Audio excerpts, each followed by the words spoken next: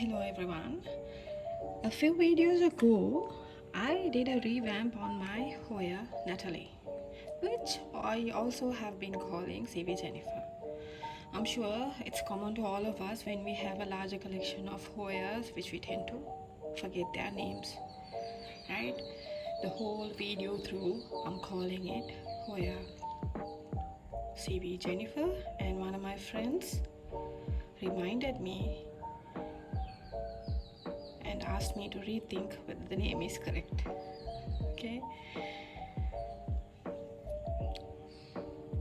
What happened after the revamp? Did it promote new growth or did it get stagnant? What do you think? This is the overall look, and as per this, what do you see? Yes, there are new leaves. I took the stem from here and look at the new leaf. It's well rounded and juicy looking. Okay, and I'm loving the whole shape. Here it bumped onto the wall, though I have currently pulled it to the front. It turned downwards and grew a bit and then got hardened. This is why I always tell y'all, if you are looking for a nice juicy leaf which you can admire,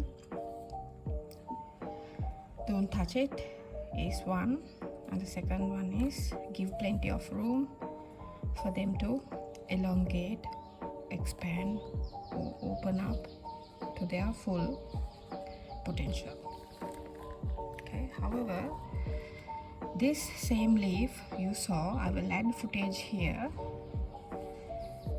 It was a tiny leaf and it went on, especially because I turned it towards the wall where it got a lot of shade, right?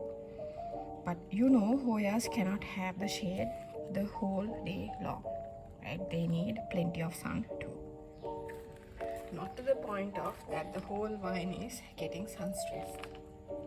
Sun stress is more on the leaf that is towards the sun, and the sun stress kept on the other leaf, and sun stress increased on this leaf. Okay, this was also a new leaf, but before the trimming it was there, but it only grew this much, so something disturbed its root, right? There are no new leaves there. This is a new leaf, okay, and this is another new vine with a new leaf, okay, and the vine is quite long. So what I did was I softly held it and maneuvered it around, okay, and every time I turned it, I sent it finally through an old vine without using a ton, right? Now that I have a bigger specimen with a lot of vines, I can use those vines, the crevices which has space, the twists or the turns which have space, as a support structure, because these will not hold on to the trellis until they get aerial roots, right? Like this. Okay, you can see a tiny root, right? It has to be permanently held on to the trellis without being so constricted for it to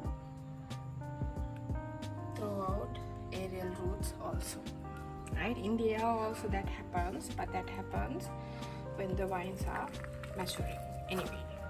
Okay, so there is another new leaf over here, right? So altogether 1, 2, 3, 4, and the 5th one over here.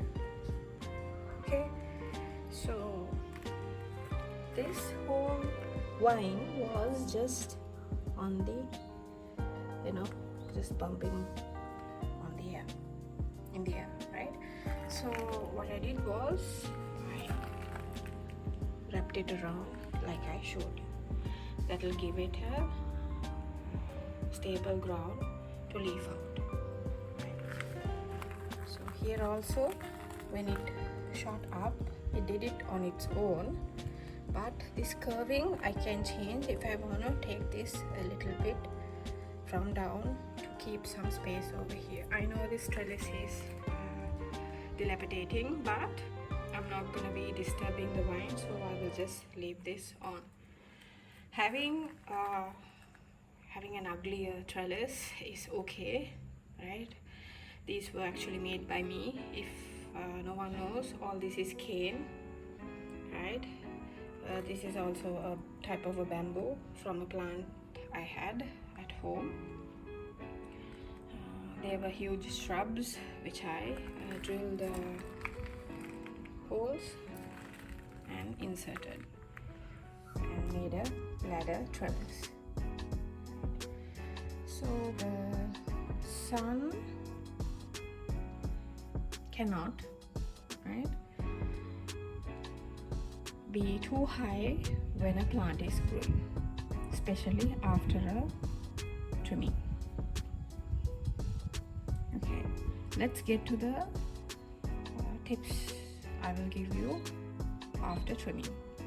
So when it comes to after trimming care, just like I said, the manuring of the new vines, because these are very dainty, should be very delicately handled, otherwise they will break. Okay, it's a done deal, they will break, but you should not touch the new leaves also. This kept bumping onto the wall and stopped its growth. Maybe the leaf reached its full potential, but my inkling is because it was touching, right, it turned and stopped, right? Similarly, you should worry about too much of sun stress. Take that as a point also, where your leaves can get hardened pretty quickly if the sun is too much, but they will not elongate. Okay, before a Hoya leaf gets hardened, it's very dainty. Okay, same thing I can show you from this Hoya. Okay, if you remember, I had 2 plants of Hoya hanging here, right? This suddenly came up, and within 2 days it came to this size, right? So it was banging onto these 2, which was on that side. So I brought them here, right? So that's how it should be, right? You have to remove all the obstacles and let your vines, new leaves, elongate to their full potential. This is actually a great tip for online sellers, right? You might have a lot of propagations in one basket or one tray, but try to turn them around without disturbing their rooting process if you wanna have juicier leaves, so the buyer will be really impressed by that, right? These are common sense things which you will come across in your Hoya journey. I'll wrap up the video. So currently the Hoya Nathali is doing fine, and although all the panicles have been taken off by me, I'll link up the Hoya revamping video here also. You can go back and see how I took off the one vine and redid the trellising, corrected the trellising more likely, and got these to flourish for me again. Thank you guys for watching. Have a great day. Bye bye.